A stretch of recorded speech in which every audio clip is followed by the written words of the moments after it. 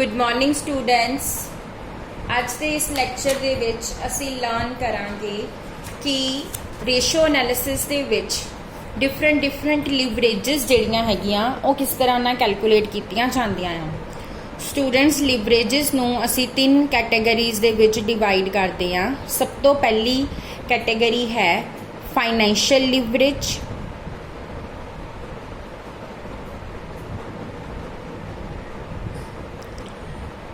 Student financial leverage की हुंदी आ।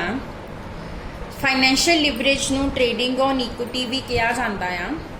जदों कोई भी ऑर्गेनाइजेशन अपनियां फिक्सड इंटरस्ट बेयरिंग डैट्स नूं या प्रेफरेंस शेयर कैपिटल नूं यूज़ करदी आ इक्विटी शेयर कैपिटल दे नाल, तां उहनूं फाइनैंशियल लिवरेज और ट्रेडिंग ऑन इक्विटी भी कहा जाता है। सो हमेशा जिहड़ी ओनर्स की इक्विटी हुंदी आ उहनूं ही आपां यूज़ करते हैं लोन रेज करन दे लई बेसिस दे तौर ते। सो इसे करके इनू ट्रेडिंग ऑन इक्विटी भी कहा जाता है। जे तुहाडी इक्विटी स्ट्रोंग होएगी तां तुहानूं उन्ना ही ईजीली लोन जिहड़ा हैगा वो भी मिल जाता है। सो फाइनैंशियल लिवरेज नूं कैलकुलेट करन दा फॉर्मूला की है earning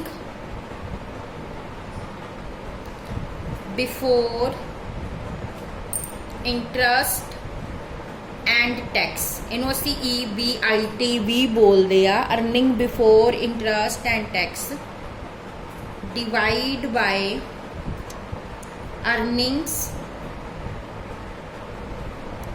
before interest and tax minus ये हुण माइनस असी की करना है, माइनस करना है interest and preference dividend. Interest and preference dividend. So इस तरीके नाल फाइनैंशियल लिवरेज जिहड़ी आ कैलकुलेट की जाती है।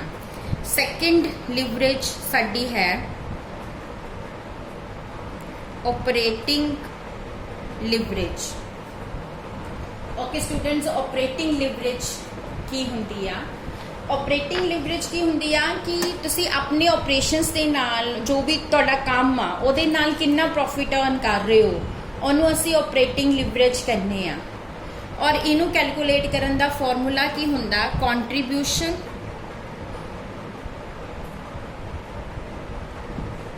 Divide by earning before interest and tax. हुण स्टूडेंट्स कॉन्ट्रीब्यूशन किद्दां कैलकुलेट की जाती है। आपां पिछले साल कॉस्ट अकाउंटिंग दे विच मार्जिनल कॉस्टिंग की सी CVP एनालिसिस। उहदे विच कॉन्ट्रीब्यूशन कैलकुलेट की सी सेल्स माइनस वेरीएबल कॉस्ट। सो सेल चो वेरीएबल कॉस्ट माइनस करूँगी तो तुहाडी कॉन्ट्रीब्यूशन आ जाएगी। कॉन्ट्रीब्यूशन नू earning before interest and tax ना डिवाइड करूँगे तो ऑपरेटिंग लिवरेज आ जाएगी। हुण तीसरी लिवरेज है combined leverage. Combined leverage calculate करना बहुत ही ईजी आ। फॉर्मूला की है financial leverage multiply by operating leverage. Financial leverage नू ऑपरेटिंग लिवरेज ना मल्टीप्लाई करो तो तुहाडी कंबाइंड लिवरेज जिहड़ी आ वो आ जाएगी।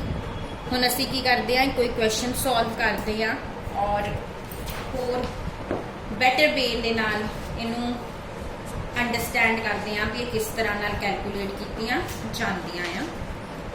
क्वेश्चन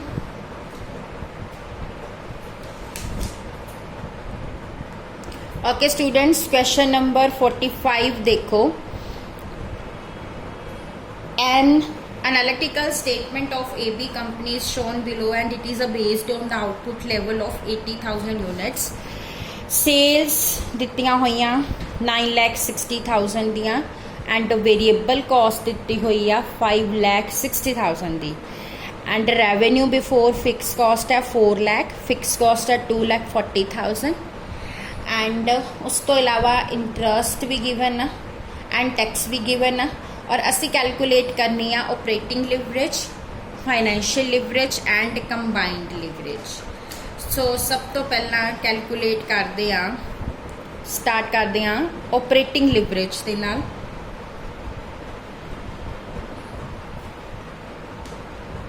ऑपरेटिंग लिवरेज का मैं फॉर्मूला हुणी लिखाया कंट्रीब्यूशन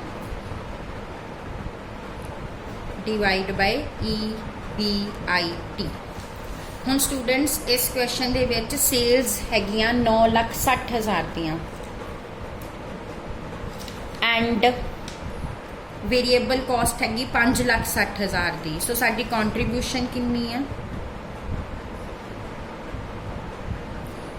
9,60,000 माइनस 5,60,000, कंट्रीब्यूशन हैगी आ 4 लाख दी। EBIT earning before interest and tax ये तुहानू दिता होया आ 4 लाख चो फिक्स कॉस्ट 240 दी माइनस करते हैं तो 1,60,000। ये जड़ा 1,60,000 आ स्टूडेंट्स यही साडा EBIT आ। सो आपां हुण फॉर्मूला लावांगे, कंट्रीब्यूशन कितनी आई साडी 4 लाख दी, एनू डिवाइड करांगे 1,60,000 ना। जो तुसी 4 लाख नू 1,60,000 ना डिवाइड करोगे तो आंसर आएगा 2.5:1। ये साडी आ गई ऑपरेटिंग लिवरेज। हुण नैक्सट कैलकुलेट करनी आ फाइनैशियल लिवरेज। फाइनैशियल लिवरेज का फॉर्मूला की है EBIT divide by EBIT minus I. हुण EBIT असी हुणे लिखी आ 1,60,000 दी आ डिवाइड 1,60,000 माइनस इंटरस्ट, इंटरस्ट दिता होया क्वेश्चन दे विच 60,000। सो 60,000 माइनस कर दो 1,60,000 डिवाइड बाय 1,00,000 1.6:1 साडी आ गई फाइनैशियल लिवरेज। हुण थर्ड कंबाइंड लिवरेज।